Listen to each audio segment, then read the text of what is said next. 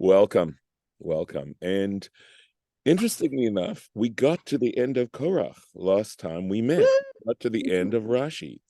And so this time we're going to start with the TorahT'mimah, which is a whole different sort of approach in a way to biblical commentary, as you'll see. And I imagine you'll sort of have the feeling of this. He doesn't absolutely not have Rashi style. Rashi is essentially concise and very much to the point. And Baruch Halevi Epstein is, I think he's relatively concise, but his approach is to take material from the breadth of rabbinic interpretation, whether it's from Midrashim or from Talmud or other kinds of, or even perhaps even Zohar, or I'm not sure, although that's not really rabbinic. But he takes it from the breadth of rabbinic material, and then he comments himself and explains questions. He raises questions, he answers questions, and he just shows an encyclopedic knowledge of this material and adds to what Rashi has done, which was his intent. I once read his introduction to, he has an extensive introduction to his approach and his methodology, at any rate, and very often it's quite brilliant, I have to share with you. But let's get started. We'll give it a try, and just know that I'm on much more experimental ground here. I have read through the Rashi many, many times. Sometimes it might be surprising for me to say that to you, but the TorahT'mimah is another story altogether. It's far more extensive. So let's take a look. Here goes with the screen share. So here we are, right? So we'll take a look at the verse. We'll say bracha and take a look at the verse. Baruch atah Adonai Eloheinu melech haolam asher kitshanu b'mitzvotav v'tzivanu la'asok b'divrei Torah. And I suppose I think a Shechianu is probably appropriate at this moment. Baruch atah Adonai Eloheinu melech haolam Shechayanu v'kiyimanu v'hiyanu lazman hazeh. Amen. Amen. So the TorahT'mimah, of course, is down at the bottom here. You can see it. So the verse itself. Vayikach Korach ben Yitzhar ben Kahat. Korach, the son of Yitzhar, the son of Kahat, but it doesn't stop there. Ben Levi, the son of Levi, the Datan v'Aviran, and Datan and Aviran, bnei Eliav, the sons of Eliav, so that's them. On ben Pelet, and the son of On, the son of Pelet, bnei Reuven, sons of Reuven. Okay, so that's gives this whole, of course, and the verb that's used, which I didn't translate yet, is vayikach. He took. So Korach took. So, and we'll see. So Rashi says lakach et atzmo, letzad that because and Bertrand, excuse me, Baruch Halevi Epstein is going to explain that the word vayikach, this verb vayikach, he took, is a very strange verb in this particular context, and so Rashi translates it as lakach et atzmo, that he betook himself, letzad echer, to another side. Liyot nechlak mitocha eda, to create dissension from the midst of the community. In other words, that he mounted a mutiny, right? That's what he took. So here we go. Vayikach Korach. Korach took. Mahu vayikach. What do we mean by vayikach? Amar Reish Lakish. Said Reish Lakish, one of the rabbis mentioned in the Talmud. He's a Talmudic rabbi. Shelakach mekach ra la'atzmo. So it's a little bit of a different take than Rashi, right? He took a bad bargain for himself.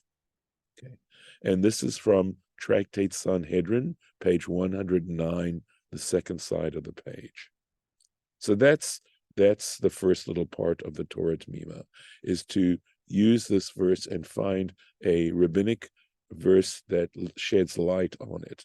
And now we go into, see this footnote over here. We've done this before. but just to refresh your memories, and that refers down here. So this is now TorahT'mimah's own commentary, personal commentary on this whole subject. Okay, I should tell you that when Rabbi Epstein quotes the Talmud, and he says this, he tries to clarify the language, because sometimes the language of the Talmud is very difficult. It's sometimes in Aramaic, etc., and he doesn't mess around. He says, that he tries to make sure that what he quotes is relatively easy to understand, at least on a translating level. So, Diek halashon vayikach. So he says he emphasizes especially this word vayikach. He puts emphasis on this. That is, Reish Lakish is picking out this word vayikach to expound on. She'eino mechuvan kol kach, because he says it doesn't fit so well, lehemshech ha'inyan, with regards to how the story continues. Rak, okay, lelekicha beyad davar mamash, because the truth is that when you use the word lakach, this verb lakach, it refers to taking in your hand a specific object, right? A physical object. That's what the verb lakach refers to. In other words, it doesn't have so much to do with metaphoric usages. When you use this word lakach, you're usually going to refer to some physical object. Veyoter haya na'ut, okay, kan, okay, I believe, and it would have been more appropriate here, lichtov, to use a different verb. Vayakom, he arose, or vaya'amod, he stood up. Ukudome, and similar kinds of verbs, min halashonot hamorot al hamachloket, from language, right, from expressions that tend to indicate more clearly a mutiny of some kind, or a disagreement of some kind. V'darish shelakach mekach ra la'atzmo, and so that's why he explains that he took in other words, he chose a bad business or some kind of item, merchandise. Mekach can translate very nicely into the word merchandise. So he took bad merchandise for himself. V'yesh lomar, and now he goes on to say, and one can say, hakavana, that the intention is al pi hamavuar ba'agadot, on something that is expressed in agadot, in other midrashim, shaya ashir, that he was very wealthy, that Korach was very wealthy, and in this way, Rabbi Epstein is just showing that's relatively well known, but he'll go into other kinds of issues as well.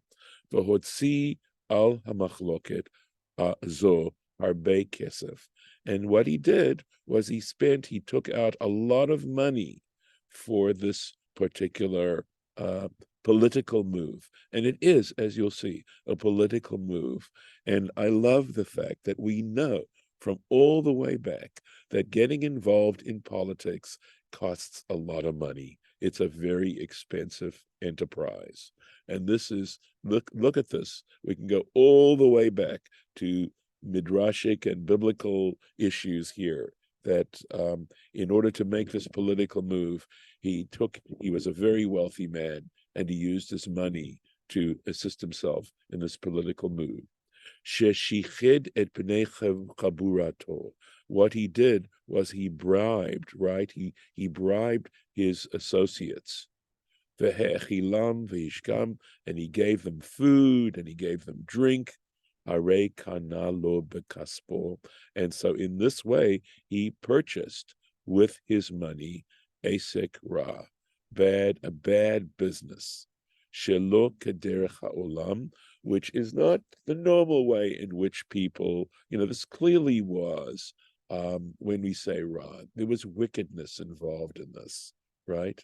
Asek ra, wicked business, which is not a decent way of derech haolam. I think he means, in a way, derech eretz, because to say it's not the way of the world, I think some of you would say, wait a second, it is the way of the world. We see people doing this kind of thing.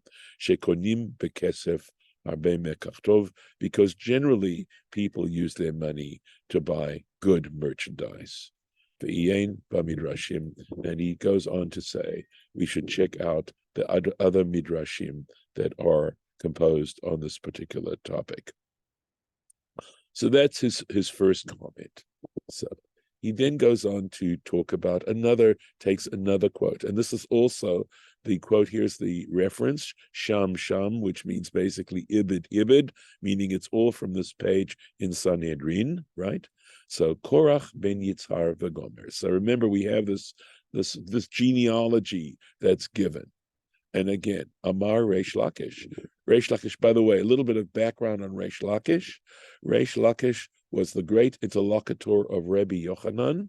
And the story goes that Reish Lakish himself was in fact a bandit, started off life as a great bandit, and that Rabbi Yochanan was able to bring him away from his bad business, right? Interesting. There's a connection literally there, or literary there. And he became a great student.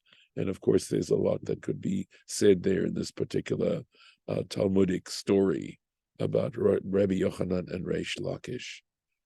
It was so interesting, right? So Korach. Now he takes these names. He takes his name Korach and he says, Shene'esa Korcha beYisrael, because through him there was a boldness in Israel, amongst the Israelites in Israel, right? So there's the word. Kereach is someone who is bold. So, well, and he's going to explain. TorahT'mimah is going to explain what exactly that means. What are we talking about when we're talking about boldness? Ben Yitzhak. Are you talking about baldness as in no hair, or boldness Yes. as in being not afraid? So look carefully, and you'll see I Yeah, have an A. Sorry. that's No, why I asked, because it sounded no, like you're I saying know. bold. I know it's the way I speak. So I would have said boldness as opposed to boldness. I don't know. Maybe Okay. it's hard to hear the difference. I don't know. Ben Yitzhar, son of Yitzhar. Ben, this is a son. Shehirtiach alav et kol haolam. He made the world boil. Okay. Lahartiach is to roteach is something that's boiling on him. The entire world katzahoraim, like noon. So I looked up Jastra, that's the J here, and hirtiach can mean to heat up the entire world like noon, right? The heat of the day. Ben Kahat, so that's the Yitzhar Tzohorayim, right? Ben Kahat, Ben Shehika Shine Molidav.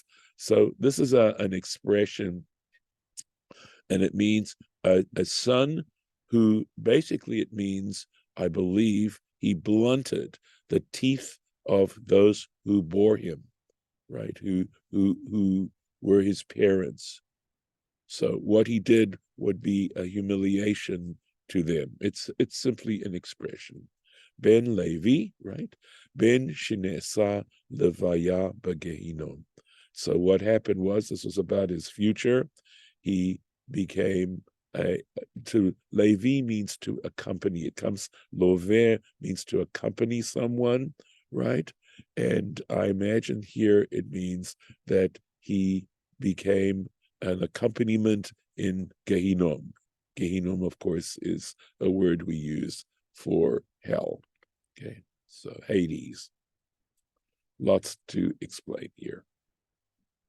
So he says, Lechora, on the surface, Heve kavanat ha'inyan, the intention to explain lidrosh hashemot, to explain these names in this way, lefi inyan haparsha ka'asher. Okay, so he says there is an intention here to interpret these names to follow the subject of this parsha, of this of this thing. It's totally consistent with the way this parsha follows out the narrative itself. Ka'asher kein hu miderech ha'agadot, and just as it is this is the way of agadot, of legendary material, to try and translate this word agadah, ukemo shechein la'el, and similar to what happened above. We didn't deal with this, but Rosh Parshat Shlach, at the beginning of this parsha of Shlach Lecha, the one we just finished, where we mentioned the names of these spies, and b'shemot hameraglim, regarding the names of the spies. And so there's this style of taking their names and explaining them in ways that fit the names themselves and the way they're appropriate in terms of the narrative that follows. So he says, on the surface, he's just doing that again. That's what's happening here. It's a style.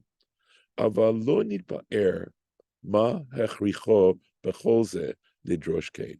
But he goes on to say, push it a little bit further, dig a little further. So TorahT'mimah says, but it isn't so clear what forced him, nevertheless, to do this drasha, to interpret it in this way. What's going on? Why with all these names? Ve'efshar lomar, and it's possible to respond, to say, to kashelo, that the reason why he feels a need to do that is because it's difficult, right? There's a difficulty for him. Mima shekatuv b'Megillah, okay, that the reason he's doing this is that there's a statement in the tractate Megillah, and he gives you the reference, page 15a, Kol she ma'asav u'ma'aseh avotav.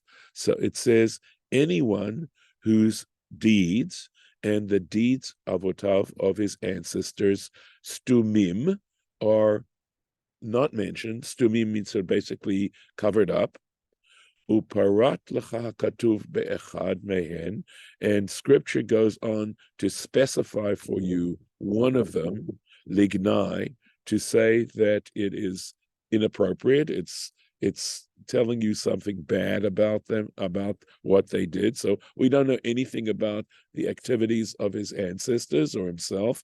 And then all of a sudden, we now have this story that clearly shows something negative about this person. B'yadua, you can be certain, Shehu Rasha ben Rasha, that he is a wicked person, son of a wicked person. Ye'uyan Sham, and he's saying, check it out in the passage in Megillah that he's quoted.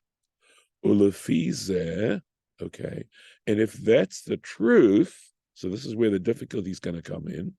Halo yeh tzarich lomar, one would have to say, Degam avotav shel Korach shechashiv bazeh hayushaim, that the ancestors of Korach, who are mentioned here, right there, we have this genealogy, hayushaim, that they were wicked too. Okay, well, I don't think we want to do that. For sure, we know that Levi was not a wicked person. We certainly know that Levi's children were not wicked people. Okay, lachen darish kol hashemot. Okay, so that's the reason why Reish Lakish expounds all these names, ketoarim al Korach lavad, as descriptions on Korach alone. So that's the difficulty he has. He has this other principle that would seem to suggest that Korach's ancestors were wicked as well, and they're not. We know they aren't.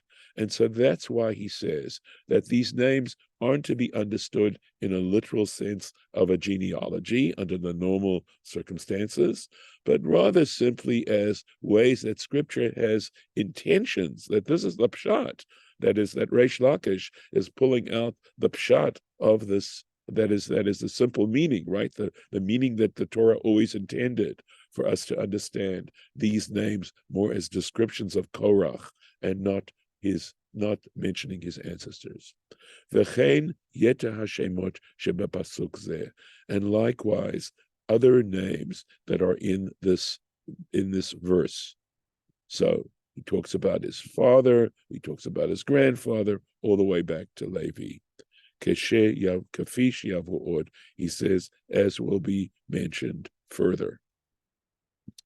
V'darish Korach, and he explains now the name Korach, Shene'esa Korcha b'Yisrael, that there was a boldness made in Israel. What's this mean? V'yesh lomar, and one can say, habeur, that the explanation of this, she'al yado ne'esa korcha b'Yisrael, that is to say, that it was by Korach, through Korach, that this boldness was made in Israel. Klomar, that is to say, chesron anashim, that is to say, that a number of people, right, were lost from the Jewish people. That was so if we sort of think of each individual Israelite as being a hair on the head, well, many of those hairs were disappeared. Anashim rabim, many people. She'al yedei hamachloket, because through this mutiny, nehergu yoter miyudalad alafim ish, more than 14,000 people died. Kemevuar beparsha, hasmucha, as will be explained in the following parsha. V'yein bechidushe agadot, and he makes a reference to a work. I believe this is found very often in the back of Gemarot, and certainly in the Babylonian Talmud, in the Vilna edition, and I believe this is the Maharshal. The rabbi's name is Shlomo Luria. I believe that's his commentary, and I think that's what this is referring to. V'chein darish to'ar al Korach, and so he explains the attributes regarding Korach, that ben Yitzhar, that he was a ben, that Korach was a son, shehirtiach alav et kol haolam k'sorayim, so that what he did was he made the whole world boil, I believe, like noon, or heat up like noon. In other words, he got everyone heated up against Moses and Aaron. Upiresh bechidushe agadot, and it's explained in this work Chidushe Agadot, she'ish echad hevi chama v'katzaf al kol Yisrael. Okay, so let's see. I'm trying to see. So it says that one ish echad, a certain individual, hevi.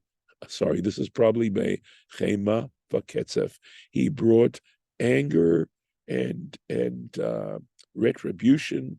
This all has to do with awful things happening over the entire Jewish people. Kamoshe Katav, so he's explaining this expression. Kamoshe Katav lakaman, okay, as is written below. Yibadlu mitoch ha'edah, as God says to Moses and Aaron, he says, separate yourselves from the midst of this community, va'akalem, and I will destroy them, etc. Akan l'shono, that's his quote from Chidushe Agadot. Avalo bi'er mahu halashon katzoharayim. But he says, if you look carefully at Chidushe Agadot, he doesn't really explain why Reish Lakish says katzoharayim, like noon. V'nir'eh al pi ma shekatuv b'midrashim. So again, TorahT'mimah is saying, it appears that this is based on what is written in Midrashim, Sof Perek Lech, okay, at the end of the parsha of Lech Lecha in Genesis, Be'etzem Hayom, it says, in the midst of the day, Nimol Abraham was circumcised.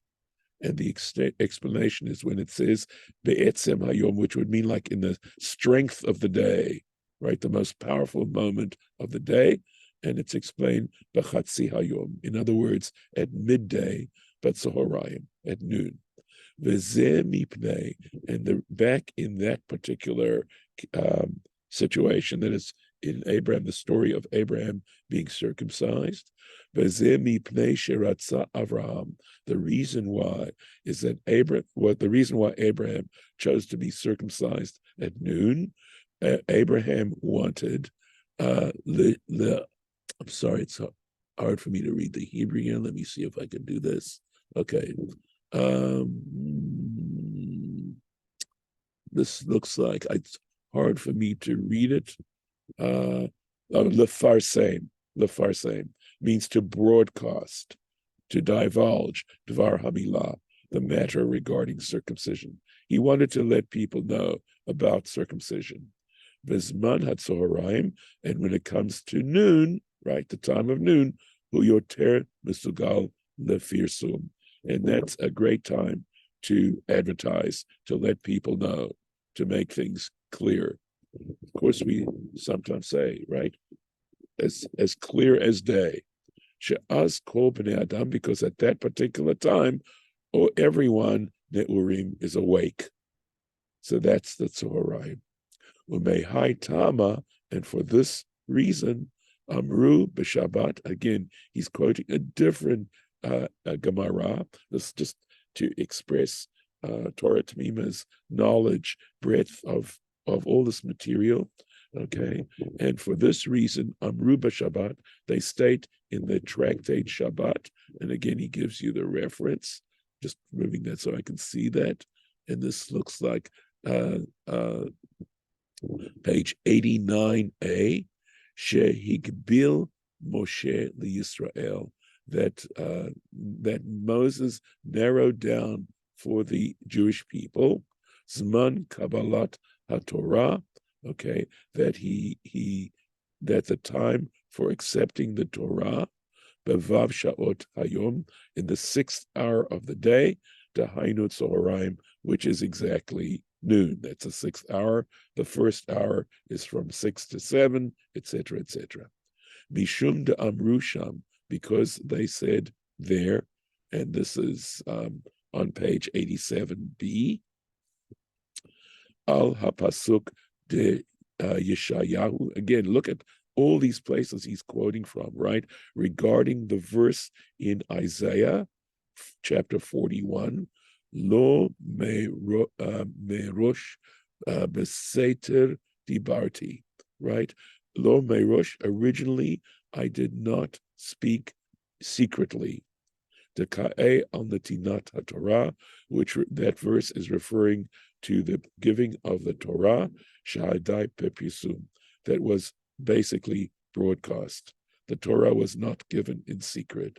It was given publicly for everyone to hear. V'lachein kavaz man tzoharayim, and that's the reason why he established noon as the time, shehuz man yoter misugal lefirsun, because it is the time which is most appropriate for letting people know, for broadcasting.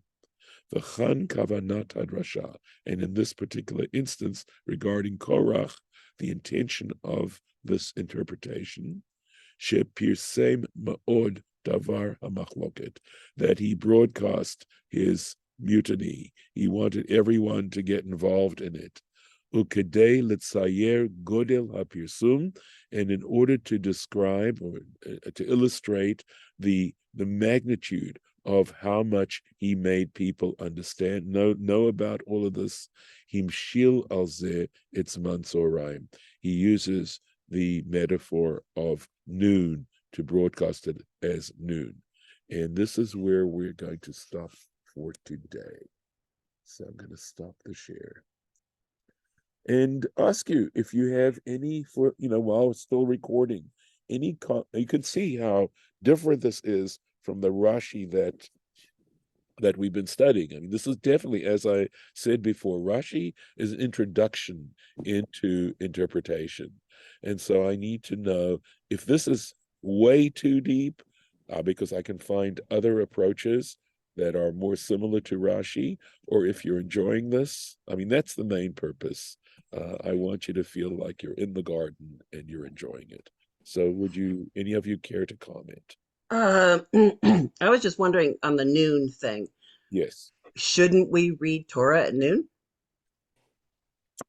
Okay, I guess Or it had that been a practice in the uh, oldie days when they were reading at the market? I don't know.